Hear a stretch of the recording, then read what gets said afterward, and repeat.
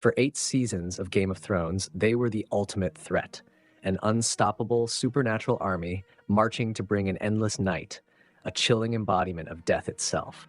We were told the story was a battle between the living and the dead, a simple tale of good versus evil. But what if that wasn't the whole truth? What if their relentless march wasn't a mindless invasion, but a tragic mission born from betrayal? As we peel back the layers of their origin, a far more complicated picture emerges, one that suggests the White Walkers were never the true villains of this story. Before we get into our explanation, we have a very small request. If you like our content, please support us by subscribing to our channel. This is a small click for you, but for ME, it means a lot. Thank you. To understand the White Walkers, we have to go back to their birth, thousands of years before the War of the Five Kings. At that time, Westeros was the domain of the Children of the Forest, ancient beings deeply connected to the natural world. But then the first men arrived from Essos, bringing bronze weapons and an ambition to conquer. They began cutting down the sacred weirwood trees, the heart of the children's power, and slaughtered the children themselves. Pushed to the brink of extinction, the Children of the Forest made a desperate choice. In a vision, Bran Stark witnesses the moment that changed history. He sees Leaf, one of the children, bind a captured man to a weirwood tree and plunge a dragonglass dagger into his heart. The man's eyes turn a piercing, icy blue, and he becomes the first White Walker, the one we would come to know as the Night King. Leaf later admits to Bran that they were being slaughtered and had no other choice. They needed a weapon to defend themselves. This was not an act of cosmic evil. It was the last panicked move in a losing war. The children created what was essentially a weapon of mass destruction to protect their home, programming it, they thought, to do one thing: kill men. It was a terrifying but logical solution to an existential threat. But magic in this world is a powerful and unpredictable force, and they had just unleashed something far beyond their control. The children's creation worked, but far too well. The White Walkers became a power unto themselves and soon turned on their creators. The very weapon forged to save the children became an indiscriminate force of destruction, bringing with it the long night, a winter that was said to have lasted a generation. In a staggering irony, the children were forced into an unlikely alliance with their former enemies, the First Men, to combat the monster they had created. Together, in the legendary War for the Dawn, they managed to push the White Walkers back into the land of always winter. To ensure they never returned, the wall was raised, a colossal barrier of ice and ancient magic manned by the Night's Watch. For 8,000 years, the White Walkers faded from history into myth. But they were not gone. They were waiting.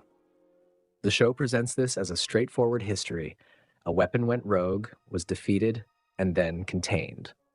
But this simple narrative begins to crumble under scrutiny and has led to a great deal of discourse. Why did they return after millennia of silence? Why was their goal so specific, to march south and kill the three-eyed raven? This has led to several compelling fan theories about their true purpose. The title of George Martin's saga is A Song of Ice and Fire. Many believe this isn't just a poetic phrase, but the central thesis of the world. Ice and fire are the two most powerful opposing magical forces. For thousands of years, there was a relative balance, but then the dragons, the embodiment of fire, died out, and magic in the world receded. Now consider the timeline. The White Walkers begin to stir in earnest right as Daenerys Targaryen hatches 3 dragons, bringing fire-made flesh back into the world. A popular theory, then, is that the White Walkers are the ice to the dragons' fire. They are a natural cosmic balancing agent, and their return is a direct reaction to the resurgence of dragon magic.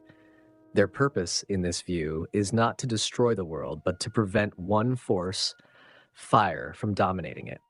This idea is reinforced by Aegon the Conqueror's dream, revealed in House of the Dragon. His vision of a terrible winter from the north is what drove him to conquer Westeros, not just for ambition, but to unite the realm against the darkness. This suggests the conflict was never good versus evil, but a fundamental elemental clash for the soul of the world. Another popular interpretation returns to their creation. The First Men were waging what amounted to an environmental war. burning the weirwoods that were the lifeblood of the children of the forest. If we view the children as a stand-in for nature itself, and the first men as expansionist humanity, then the White Walkers could be seen as the ultimate expression of nature's wrath. In this light, the Night King isn't a mindless killing machine. He is an agent of planetary cleansing.